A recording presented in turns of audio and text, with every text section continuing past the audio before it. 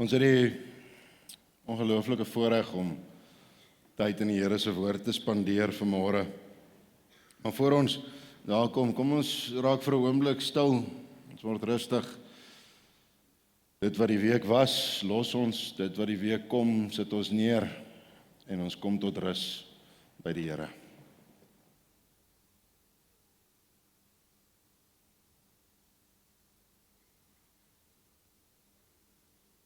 Hemelse Here, wanneer ons vanmôre by mekaar is, Here, kom sê ons dankie dat ons nog 'n geleentheid het, nog 'n kans het om saam te wees as 'n familie, maar ook Here as kinders van U, om in U teenwoordigheid te wees.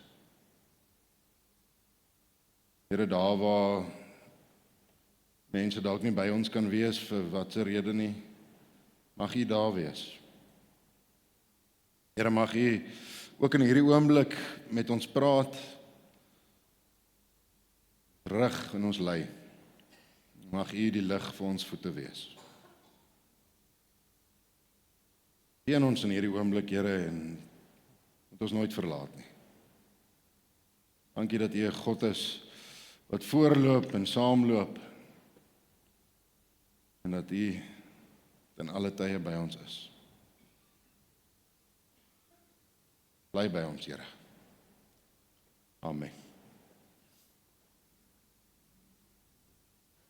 Familie, ons lees vanmôre uit Lukas 8 uit, maar net so terwille van agtergrond, dieselfde verhaal of dieselfde gesprek wat Jesus dan nou voer, of dieselfde gelykenis wat hy vertel, vind ons ook in Matteus 13 en in Markus 4, maar ons leesrooster waarmee ons besig is, het die Lukas 8 teks vir ons uitgewys as die gekose teks om hierdie gelykenis en hierdie verhaal bietjie te vertel en bietjie meer uit te brei. So ons lees daar Lukas 8 vanaf vers 4 tot en met vers 15.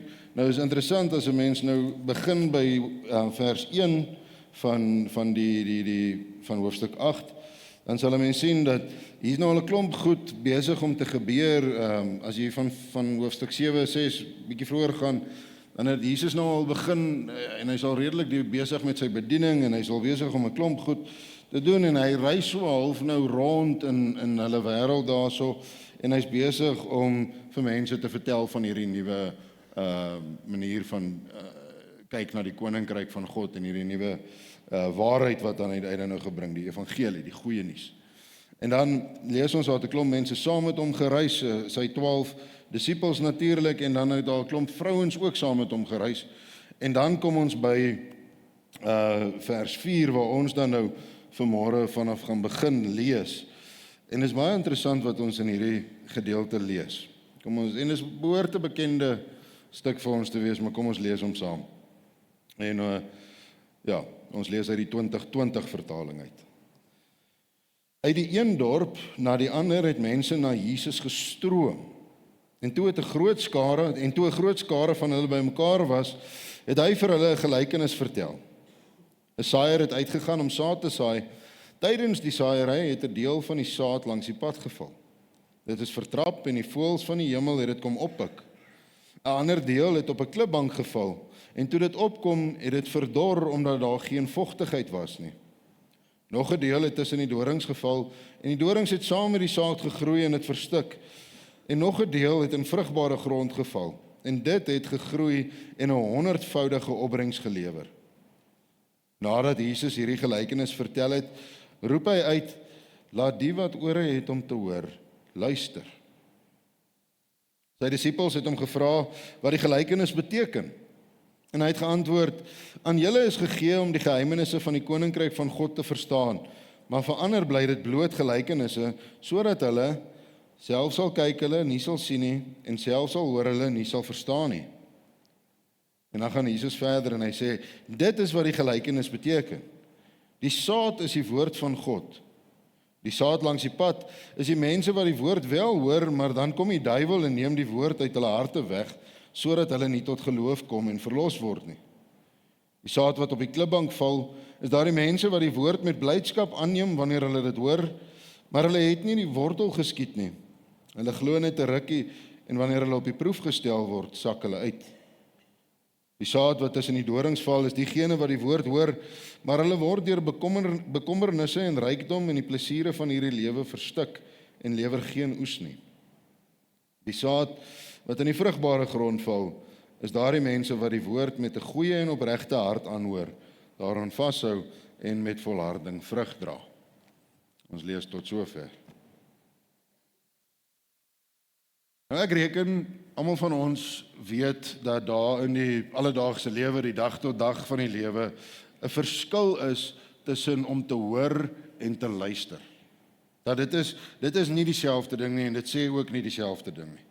Want jy kan iemand hoor praat sonder om regtig aandag te gee. Jy kan woorde vang en hoor sonder dat dit jou raak of jy ietsie begin doen in jou denke. En baie keer hoor ons, maar ons bly onaangeraak in ons gedagtes en in ons lewens. Nou dieselfde gevaar van om so in die wêreld te wees bestaan in ons geloofslewe, in ons lewe met die Here. Want dit is moontlik om baie naby aan die woord van God te leef en tog op 'n manier stadig aan gewoond te raak daaraan. Die woord word vir ons bekend. Dit word voorspelbaar. Dit word iets wat ons herken, maar dit is dalk nie noodwendig meer iets wat ons hervorm nie. In Jakobus word ons teen dit gewaarsku wanneer hy in Jakobus 1 vers 22 sê, wees doeners van die woord en nie slegs hoorders wat julleself mislei nie. Dit is baie belangrik daai woorde wat Jakobus daar gebruik wat hy sê en julleself mislei nie. Want dit beteken vir ons dat om te hoor, om hier elke Sondag na Sondag, al die Bybelstudies, al die programme, al die liedjies, alles wat ons luister, om te hoor alleen kan ons laat dink dat ons op 'n geestelike, gesonde plek is, terwyl daar eintlik min beweging en groei binne in ons plaasvind. En dis presies hierdie amper spanning wat Jesus wil kom aanspreek in die gelykenis van die saad. Nou, ons ken dit dalk beter as die gelykenis van die saaiër, maar eintlik het dit niks met die saaiër uit te waai nie. Dis die gelykenis van die saad. En Lukas begin hierdie gedeelte deur vir ons te vertel dat daar het mense van ander dorpe af gestroom na Jesus toe. Hulle het van ver af gekom om sy woorde te kom hoor. Hulle was nie onverskillige mense wat moeilikheid wou kom maak nie. Hulle was soekende mense wat tyd gemaak het om te kom sit en na hierdie nuwe boodskap van Jesus te kom luister. En dan vertel hy vir hulle hierdie gelykenis en dan aan die einde sê hy nie vir hulle dis goed dat julle hoor nie. Hy sê laat die wat ore het om te hoor luister. En ek dink dis 'n sagte maar 'n geweldige diep uitnodiging. 'n Uitnodiging wat ons dwing om verder te gaan as net om bloot te hoor. En dis hoekom ons vanmôre gesels om die tema meer as net hoor. Nou wat is 'n gelykenis? 'n Gelykenis is in die eerste plek nie 'n verduideliking altyd nie. Baie van Jesus se gelykenisse het glad nie verduidelikings wanneer hy dit vertel nie, maar eers later. So 'n gelykenis moet ons eerder sien as 'n openbaring. Dit wys vir ons iets van God, maar dit wys ook vir ons iets van onsself. En dan wanneer Jesus klaar die gelykenis vertel het en hy sy disippels hom klaar die vraag gevra het, dan antwoord hy hulle en dan verduidelik hy vir hulle. Dan sê hy vir hulle die saad waarvan ek gepraat het nou net is die woord van God. En in daai woorde maak hy dit duidelik waaroor hierdie gelykenis gegaan het. En dit is dat dit gegaan het oor ons verhouding met God en met die woord van God. Hebreërs 4 vers 12 sê vir ons, die woord van God is lewend en kragtig. Dit beteken die woord werk. Dit doen iets. Dit vorm, dit ontbloot. Maar dis nie 'n meganiese handeling wat plaasvind nie, dit gebeur binne in verhouding. En daarom lê die verskil van hierdie gelykenis nie by die saad eers eintlik nie. Nie by die saaiër nie, nie by die saad nie. Die kern van hierdie gelykenis lê by die grond. Want die saad is oral dieselfde. Dis hoekom die grond belangrik is. Elke keer, glo ek, hoop ek, wanneer ons die woord van God hoor, gebeur daar iets in ons harte, in ons denke, in ons menswees. Die vraag is nie of die hoor van die woord iets doen nie. Die vraag is, wat doen die woord as ons dit hoor? En ons ken die gelykenis, ons ken hierdie verhaal. Jesus begin by die saad wat langs die pad val. Het word vertrap, voëls kom pik dit op. En in die verduideliking antwoord hy dat dit is mense wat die woord hoor, maar dan kom die duiwel in die pad en hy kom al vat dit uit hulle uit weg voordat hulle enigstens kans gehad het om iets daarmee te doen. En wat ons sien in hierdie oomblik is dat dit nie van die mense kant af 'n openlike verwerping is van die evangelie nie. Want hulle hoor, as ons nou die saad nou na mense toe vergelyk of die grond, dalk eerder, hulle hoor, hulle word blootgestel aan die evangelie, aan die woord, maar die woord kry nie kans om deur te dring tot hulle harte nie. En die hart van die mens is soos 'n pad wat hard geword het deur baie verkeer wat oor hom is. 'n Pad word mos nie hard gemaak deur een voetstap of een voertuig nie. Dit word deur herhaling hard gemaak. En so word die mense hart soms ongelooflik hard, nie omdat ons teen God gekant is nie, maar omdat ons so gewoond geraak het om net te hoor sonder om te reageer. En dan wanneer Jesus daai sê, dan haal hy Jesaja 6 aan, wanneer hy dit eintlik vir hulle sê, dan sê hy, wat in Jesaja staan en wat Jesus sê, is min of meer dieselfde, wanneer hy sê, julle hoor aanhoudend, maar julle verstaan nie, en julle kyk aanhoudend en julle sien nie. En in die eerste oomblik is die hoor van die evangelie sonder 'n vorm van ontvanklikheid. Die woord van God raak nie deel van die innerlike lewe van die mens nie. Dit bly buite. En dit word nie beskerm nie, en dit word weggeraap op 'n manier. En Jesus nooi ons op 'n baie sagte manier, dink ek, in hierdie eerste gedeelte, met die vraag, is my lewe so vol beweging, dat die woord maar net verbygaan? Is daar ruimte vir stilte, vir ontvanklikheid van die woord, of is dit net eenvoudig te besig? En dan gaan Jesus aan met hierdie gelykenis en hy brei uit op hierdie storie. En die tweede grond wat ons kry, dit lyk redelik belovend, jy weet, dit lyk of dit goed kan gaan, die saad val, dit kom vinnig op, dit groei. Jesus sê, hulle neem die woord met blydskap op wanneer hulle dit hoor. Daar's 'n stuk opregtheid, daar's 'n stuk emosie gekoppel aan hierdie tweede grond. En dan volg die volgende probleem is, daar was nie wortel geskiet nie, want is op die klipbank. En wanneer die son warm word, wanneer beproewings, teleurstellings of druk kom, dan verdor hierdie plantjies. Nie omdat die woord verkeerd was nie, maar omdat dit nie diep genoeg kon werk nie. In Matteus 7 praat Jesus van die twee mans wat hulle huise gebou het, een op die rots, een op die sand. Dan sê hy daar vir hulle, wie hierdie van my woorde van my hoor en dit doen, is soos 'n wyse man wat sy huis op die rots gebou het. Die probleem, familie, in hierdie gedeelte is dat die hoor van die woord nie oorgegaan het in 'n vaste fondasie van die woord nie. Die woord word beleef, met blydskap ontvang, met blydskap aangehoor, maar dit word nie ingebou in die mens nie. Dit word ervaar, maar dit word nie geïntegreer in die persoon nie. En Jesus nooi ons in hierdie oomblik uit om die vraag vir onsself te vra, gee ek die woord genoeg tyd? Laat ek toe dat die woord my denke vorm, selfs wanneer dit my uitdaag of my ontstel? Die derde grond wat ons van lees, is die een wat ons almal waarskynlik onsself in sal kan sien, die maklikste.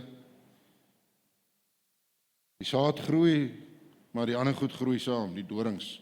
Jy waar in die dorings invul.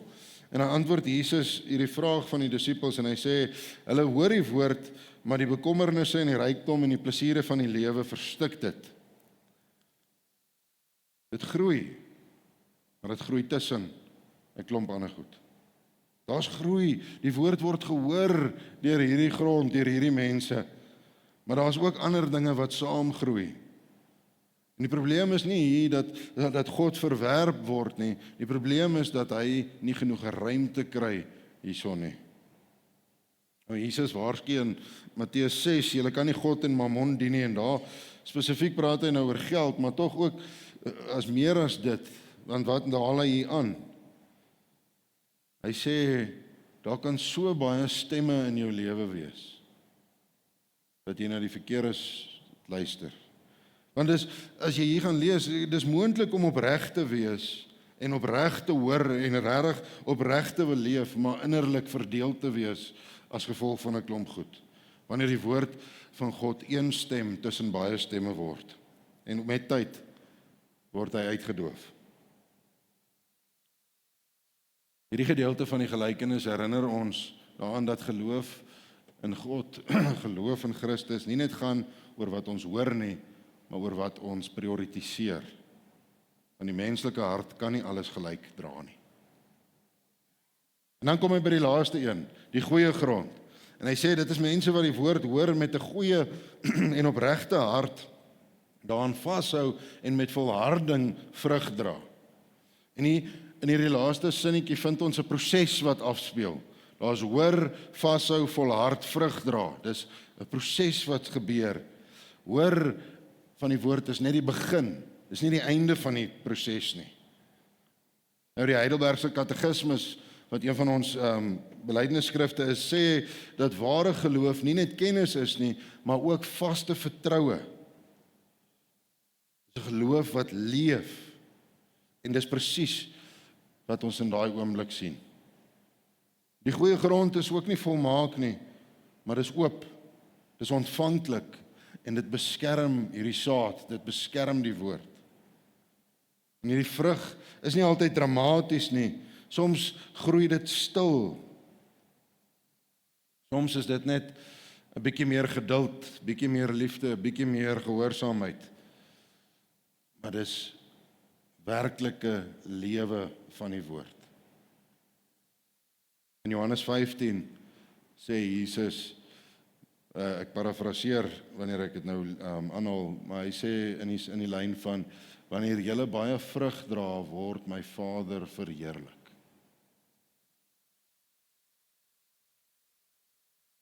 Daai laaste sin wat Jesus vir die mense sê, as hy met die groot groep praat, hy sê, laat die wat ore het om te hoor, luister, is nie bedoel om ons tot 'n skuldgevoel of tot vrees te roep nie, maar om ons te roep tot aandag, tot teenwoordigheid en tot ontvanklikheid.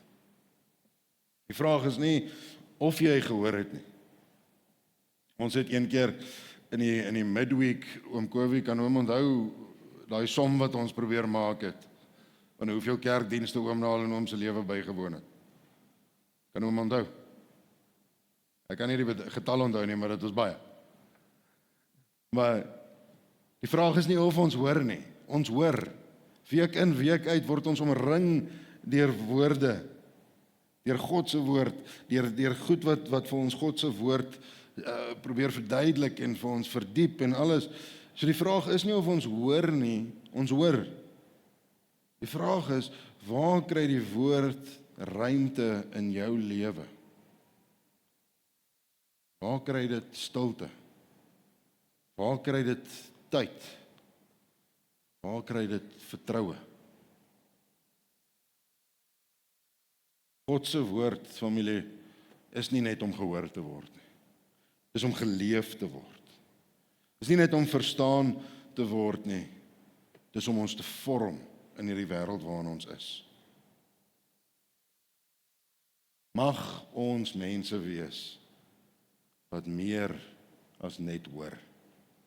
Mag ons mense wees wat luister met oop harte en God se woord die ruimte gee om wortel te skiet en vrug te dra tot eer van sy naam. Mag ons die goeie en vrugbare grond wees. Amen. Here, as ons lees, luister, gesels, Vra ons, Here, dat U sommer direk met ons praat. Dat U ons sal lei in hierdie week wat vir ons voorlê. Dat U ons lewens sal volmaak. Here, dat ons, wanneer ons die woord hoor, so opgewonde kan wees daaroor, dat dit uit ons uitstraal. Here, dat ons die lig sal wees wat hierdie donker wêreld nodig het. Here, mag ons die goeie vrugbare grond wees. Mag ons die liefde wat U vir ons het en wat U vir ons gee met ander deel. Mag ons weet en vertrou dat U genade altyd vir ons genoeg sal wees. Here, seën en lei ons in hierdie week. Mag ons nie net hoor nie, maar werklik luister. Amen.